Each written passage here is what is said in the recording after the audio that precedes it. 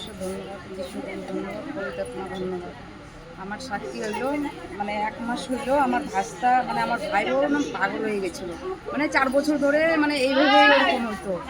মানে 4 বছর ধরে মানে মকের ক্ষেতে ঢুকে যেত, ওকে খুঁজে বেড়াচ্ছে, হয়তো বাড়ি থেকে চলে যেত, মানে এইভাবেই করতো 4 বছর ধরে।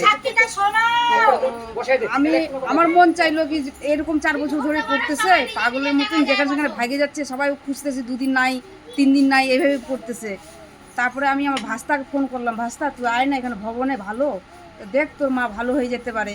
তো 4 সপ্তাহ হইলো ওর মাকে এইখান থেকে নিয়ে গেল, নিয়ে যাওয়ার পরে ওই যে অল ওয়াটার নিয়ে গেল, মানে এগুলো সব ওয়াটার, অয়েল, লবণ লবণ নিয়ে গেল, এগুলো ওর মাকে খাওয়াইছে।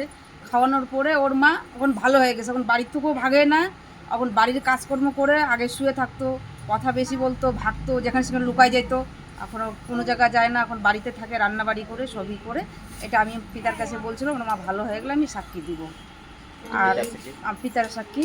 আর আমার আবার একটা সাক্ষী আছে, আমার বরের অশ্ব হয়েছিল, কমতে ছিল না, আমার বড় ছেলের অশ্ব হয়ে গেছিলো, কমতে ছিল না, পিতাকে ভার দিছিলাম দুজনে ভালো হয়ে যাক, আমার ভবনের সাক্ষী দিই।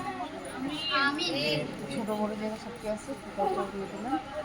পিতা পরমেশ্বর ধন্যবাদ, যিশুকে ধন্যবাদ, পবিত্রাত্মা ধন্যবাদ, সকল দিদিকে নমস্কার, দিদিকে নমস্কার, চুন্নি দাদা সুভদ্রাকে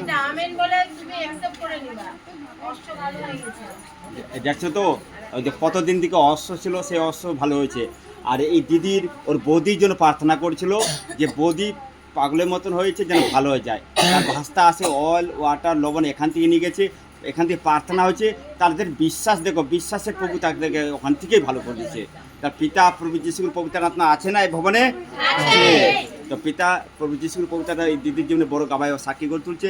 পিতা প্রভু যিশুর পবিত্র আত্মার জন্য জোরদার হাত তোলে।